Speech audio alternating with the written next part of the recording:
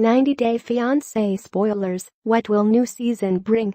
90 Day Fiance spoilers, what will new season bring? The series follows couples who have, you guessed it, 90 days to decide to marry before their 90-day K-1 visas expire. These visas are made available uniquely to foreign fiancés of American citizens, and the process is complicated to say the least. First, the petitioner must meet the beneficiary, inside or outside the U.S., and file a I-129F petition with evidence of meeting and of a relationship. After the I-129F is approved, the petitioner must pass biometrics, at which point the process shifts to the foreign embassy of the beneficiary. The beneficiary then files for a visa, before or after passing the necessary medical requirements, and is called for an interview. And we're just getting started. The beneficiary must then prove that they meet the requirements of the visa, including strong evidence of meeting and a valid relationship. Once that occurs, the foreign fiancé travels to the U.S. to live with his or her prospective spouse, who they must wed within 90 days, or they must leave the country. Naturally, the couples face a host of challenges, from language barriers and culture shock to the inevitable mail-order bride stigma. Critics believe this premise is pretty cold and calculating and cynical, and really just all around ridiculous. TLC has aired 4 seasons to date, and a second season of the follow-up Happily Ever After show airs June 25. What can viewers expect to take place on new summer episodes?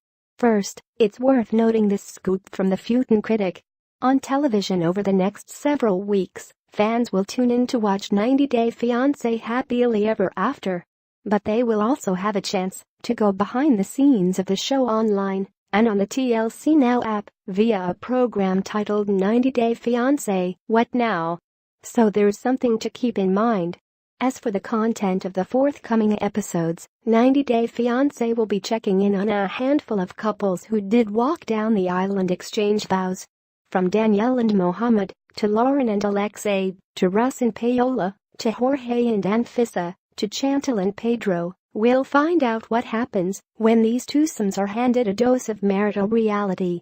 Look for major cultural differences and clashes to become issues for the husbands and their foreign wives, along with stress from financial difficulties and disapproving family members as well. Mohammed, for instance, doesn't want to stay in the States. He wants to defect to Qatar or Canada. Chantal will bring the drama with Pedro, while Jorge and Anfissa will deal with all the ways in which the latter is trying to milk her newfound fame by breaking into the modeling business. Also, according to one insider, juicy tidbits about Jorge's marijuana business will come to light. We may need to tune in after all this summer. According to TLC, the new digital series will center on what life has been like for several fan-favorite 90 Day Fiancé couples after they made their romance official and legal. The couples returning for What Now will include Narkia and Lo, Melanie and Deaver, Josh and Alexandra, Alan and Curliam, and Matt and Alla. What do you think of the concept behind 90 Day Fiancé? Have you been a fan for a while? Will you be tuning in for the new season and beyond, or are you beyond stunned and disgusted that this show even exists? Let us know what you think in the comments section below.